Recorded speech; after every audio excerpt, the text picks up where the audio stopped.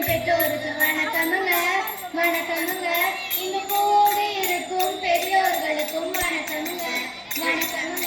குழந்தைகள் வளர்ச்சிக்கு பாடுபடும் தங்கள் அனைவருக்கும் அன்பு வணக்கமுங்க. ஆமாக்கா, நான் இன்னைக்கு வில்லுப்பாட்டுல என்ன செய்தி சொல்ல போறோம்?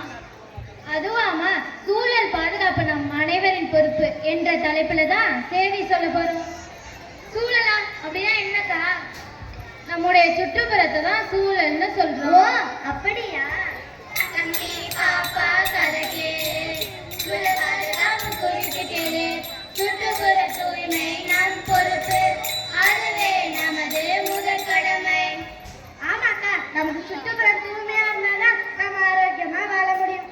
அதுவாமா, இன்னைக்கு எங்க பார்த்தாலும் சுகாதார கேடுகள் தான் அதிகமா இருக்கு. பிளாஸ்டிக் கழிவுகள், மருத்துவ கழிவுகள், மின்சார கழிவுகள், தாவர கழிவுகள் எல்லாம் நிரம்பி கிடக்கு. மாறி போச்சு சுற்றுச்சூழல், மாறி போச்சு நாசமாச்சு நாசமாச்சு, நாடு நகரம் நாசமாச்சு. புதுசா புதுசா வந்ததால நாடு முழுக்க குப்பையாச்சு. விழிப்புணர்வு இல்லாததால் சுற்றுச்சூழல் மாசு ஆச்சு.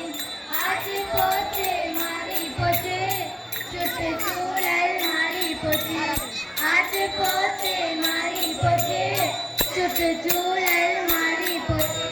ஆமாக்கா, அந்த சீர்கேடை எப்படி சரி செய்யறது? அறியாமல் இருக்கிற மக்களுக்கு நாம தான் எடுத்து சொல்லணும். இதை பத்தி சுற்றுச்சூழல் ஆர்வலர்கள், அறிவியல் அறிஞர்கள், பத்திரிகையாளர்கள் ஆராய்ச்சி பண்ணிக்கிட்டே இருக்காங்க. குறைக்கணும், வீட்டில் மரங்கள் வளர்க்கணும், சொல்லும் ஆற்றை நிறுத்தணும், சுகாதாரமாய் வாழணும், சுகாதாரமாய் வாழணும். ஆமாக்கா, பிளாஸ்டிக் பயன்பாட்டை அறவே அதிகரிக்கணும். சரியா சொன்னமா. நாம இன்னைக்கு பிளாஸ்டிக் கழிவுகள் எரிப்பதாலும் வாகனங்கள் மற்றும் தொழிற்சாலைகளில் இருந்து வெளிவரக்கூடிய புகையினால் சுற்றுச்சூழல் ரொம்ப மாசுபடுது.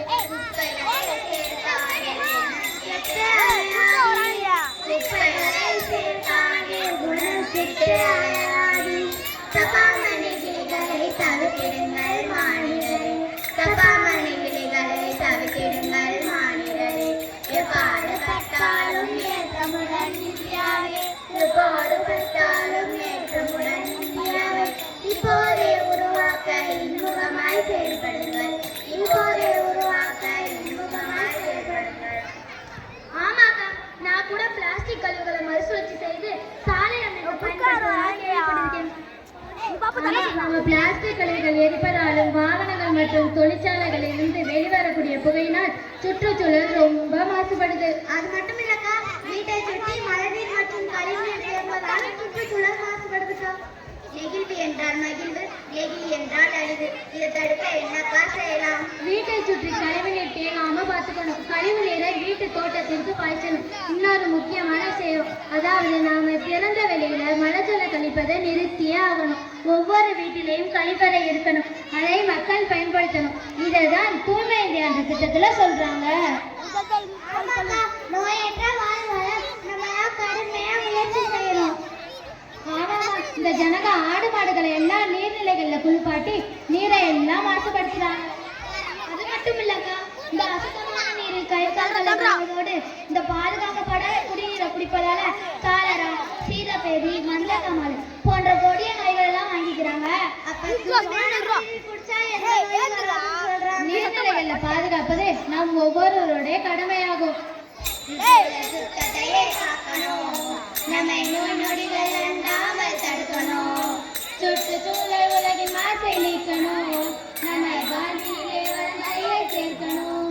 ஓ ஓ ஓ ஓ ஆரோக்கியமாய் வாழணும், ஆரோக்கியமாய் வாழணும், ஆரோக்கியமாய் வாழணும், ஆரோக்கியமாய் வாழணும். சுற்றுப்புற சுகாதாரம் தினம் பேண வேணுங்க. இந்த கொடுமை தரும் நோய்கள் எல்லாம் விலகி ஓடும் பாருங்க. சுத்தம் தரும் கொள்கையை கடைபிடிக்க பாருங்க, சுத்தம் தரும் கொள்கையை கடைபிடிக்க பாருங்க. இந்த உலக மக்கள் வாழ்க்கையிலே சந்தோஷத்தை காணுங்க, இந்த உலக மக்கள் வாழ்க்கையிலே சந்தோஷத்தை காணுங்க. உலகமே மகிழ்ந்திடும் தாடங்கோ, சுற்றுச்சூழல் சுத்தத்தையே காக்கணும். நம்மை நோய் நொடி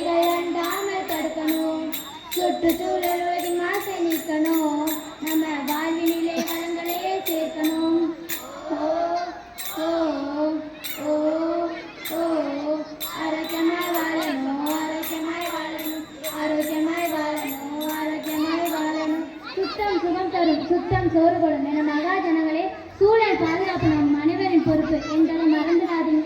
ஆமாக்கா, சூழல் பாதுகாப்பு செய்திகள் சொன்னீங்க. கடைசியா ஒரு மங்களத்தை பாடி வில்லுப்பட்டா முடிச்சுடுவோமா?